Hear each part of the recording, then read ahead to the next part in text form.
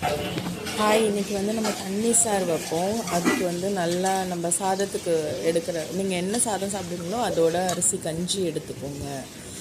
கஞ்சின்ற அது என்ன கழனி தண்ணி எடுத்துக்கோங்க. அதை ஒரு வாணலில் ஊற்றி நல்லா ஃபஸ்ட்டு ரைஸை வாஷ் பண்ணிடுங்க. மூணாவது தண்ணி கூட எடுத்துக்கோங்க, கொஞ்சம் கிளியராக இருக்கும். அந்த தண்ணி வந்து லைட்டாக அடுப்பில் போட்ட உடனே சின்ன வெங்காயம் பெரிய வெங்காயம் நிறையா கொஞ்சம் கனமாக எடுத்துக்கோங்க. அப்புறம் முருங்கைக்கீரை அது நல்லா அலசிடுங்க.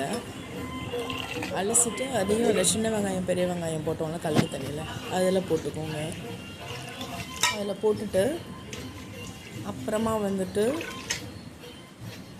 எல்லாத்தையும் நல்லா அலசி போட்டுக்கோங்க. போட்டுட்டு கொஞ்சம் உப்பு போட்டுக்கோங்க. அந்த தண்ணி சாருக்கு தேவையான உப்பு போட்டுக்கோங்க. இந்த தண்ணி சார் வந்து வத்த குழம்பு வைக்கிற அன்றைக்கி ரசம் வச்சிங்கன்னா நல்லா இருக்காது, ஆனால் இது வச்சு சாப்பிட்டிங்கன்னா அருமையாக இருக்கும். அது கூட ஒரு பச்சை மிளகாய் கீரி போட்டுக்கோங்க. இப்போ நான் சொல்கிற ஜாமான்லாம் போட்டுக்கோங்க. மிக்சியில் அரைக்க மிளகு, ஜீரகம், அப்புறம் வந்து கொஞ்சோண்டு சோம்பு வாசத்துக்கு, சும்மா ஒரு 4 சோம்பு, அப்புறம் வந்துட்டு சின்ன வெங்காயம் ஒரு 3 சின்ன வெங்காயம், அதுக்கப்புறம் தேங்காய் துருவியும் போட்டுக்கோங்க. இல்லைன்னா இந்த மாதிரி குட்டி குட்டியாக பல்லாக்கியும் போட்டுக்கோங்க. போட்டுட்டு அதை நல்லா கோர்ஸாக அரைச்சிடுங்க. இந்த மாதிரி குறப்பாக இருக்கணும், அப்படி வந்து அரைச்சிடுங்க.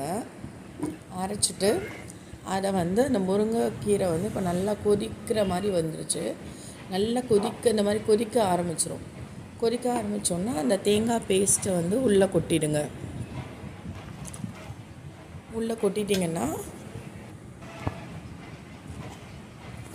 அது வந்து தேங்காய் பால், இந்த மிளகு, ஜீரகம் எல்லாம் சேர்ந்து ஒரு கொதி வந்துடும். நல்லா கலந்து விட்டுருங்க.